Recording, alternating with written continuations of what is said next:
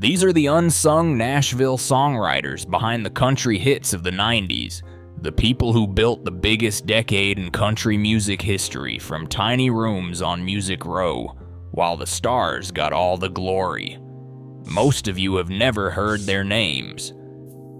Back in 1993, country music commanded 26% of all album sales in America. 1 out of every 4 records sold in America was country. Garth Brooks was outselling the Beatles. Shania Twain was going 20 times platinum. The best female country singers of the 90s dominated radio in ways women have not been allowed to since.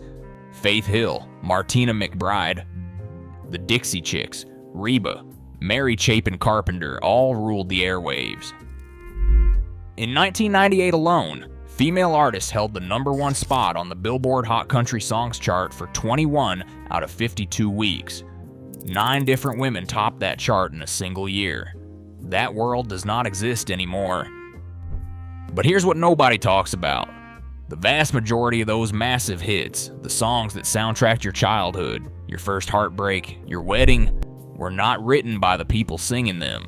They were written by a shadow army of professional craftsmen and craftswomen working out of publishing houses like Tree Publishing and Sony ATV on 16th and 17th Avenue South in Nashville.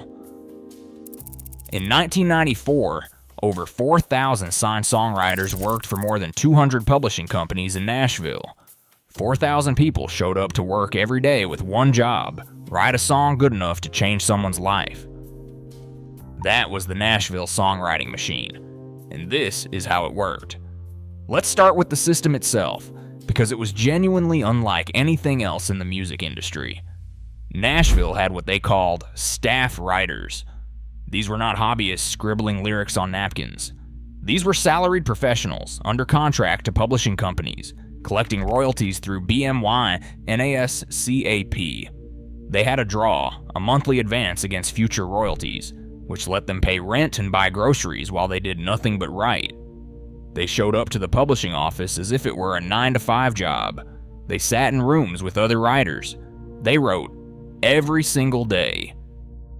And there was legendary advice floating around Music Row that shaped how these people approached their craft.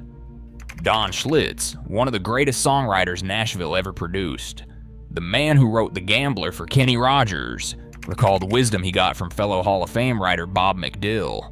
Schlitz said he was told you will get 10 songs a year from inspiration, but your job is to write 40 or more songs that can get on the radio. Schlitz took that to heart.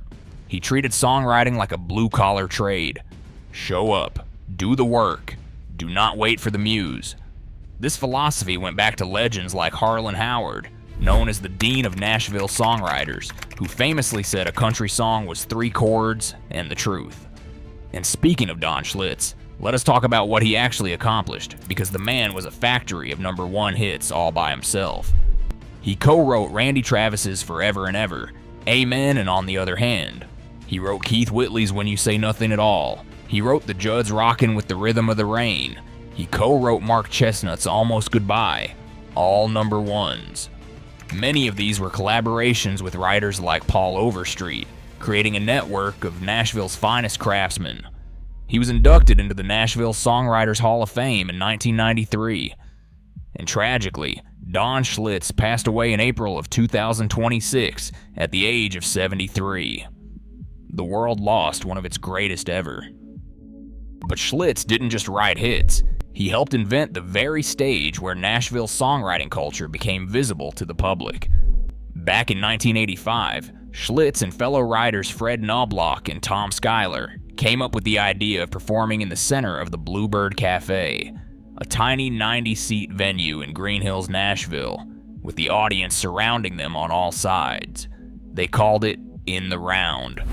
On March 29, 1985, they held the first one. And it changed everything. It wasn't a concert, it was communion. Writers sharing stories, trading verses, letting you hear the song the way it was born, raw and honest. The Bluebird had been opened just 3 years earlier by Amy Kurland, a former waitress who used inheritance money from her grandmother to launch the place on June 3, 1982. Within a year, Kathy Mattea was getting a record deal after playing there regularly. And then in 1987, a young kid from Oklahoma started showing up for open mic nights. His name was Garth Brooks. Now here's the part that sounds like a movie, but actually happened. In 1988, there was a songwriter showcase at the Bluebird put on by the Nashville Entertainment Association. A writer named Ralph Murphy got sick that night. They needed someone to fill in, and they put Garth Brooks on stage. In the audience was a Capitol Records executive named Lynn Schlitz, who had actually already passed on Brooks in an office meeting. But seeing Garth in front of a live audience changed his mind. Capitol signed Brooks. What happened next became one of the biggest stories in country music history. 170 million records sold, 9 diamond-certified albums, more than the Beatles. But here's the thing about Garth Brooks and 90s country music as a whole. Garth did not write most of his biggest songs alone. He relied on a stable of brilliant co-writers: Pat Alger, Tony Arata, Kent Blasey, Kim Williams, Jenny Yates. These were the architects. Take Tony Arata. The man wrote The Dance, arguably the most beloved Garth Brooks song ever recorded. Before Garth got his hands on it, The Dance was pitched to multiple labels in Nashville. Every single one of them passed. They did not want it. Arata moved to Nashville in 1986 with his wife Jamie, and during the day he loaded trucks for UPS. At night, he went to open mics, hoping someone would listen.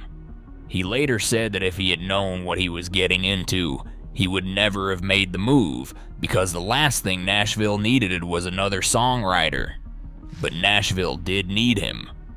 Garth eventually recorded 7 of Tony Arata's songs. The Dance won Song of the Year at the Academy of Country Music. Don Tolle, Arata's business partner, said that if you go back and analyze that song, there are very few lyrics, and yet every word needs to be there, and there is not a single thing missing. Then there's Gretchen Peters, who wrote Independence Day for Martina McBride. That song, a searing story about domestic violence that builds to one of the most powerful choruses in country music, won the 1995 CMA Song of the Year. Peters had moved to Nashville in 1987, inspired by Steve Earle and Nancy Griffith. She also wrote Faith Hill's The Secret of Life and Martina McBride's My Baby Loves Me. She was named Songwriter of the Year at the 1996 Nashville Music Awards. Most people have never heard her name. And Costas, a Greek-American writer from Montana, penned Patty Loveless's Blame It On Your Heart, BMI's Country Song of the Year in 1994, plus Dwight Yoakam's Ain't That Lonely Yet. He was named NSAI Songwriter of the Year in 1989. He remains virtually unknown to the general public.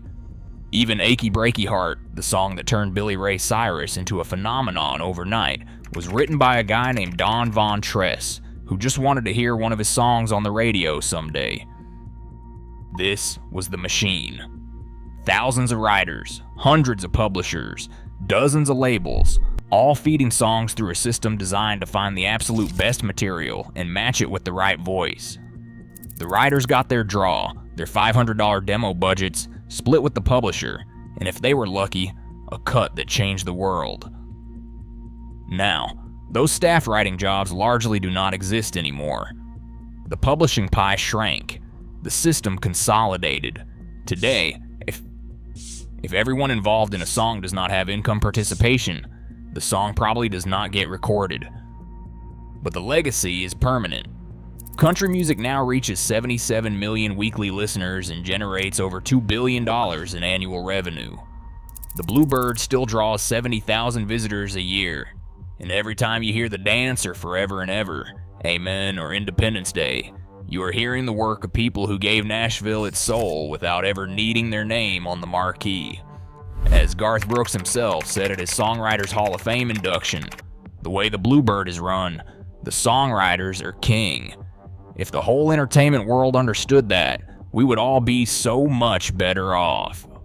The stars shined bright in the 1990s, but the Nashville songwriters were the ones who lit the fire.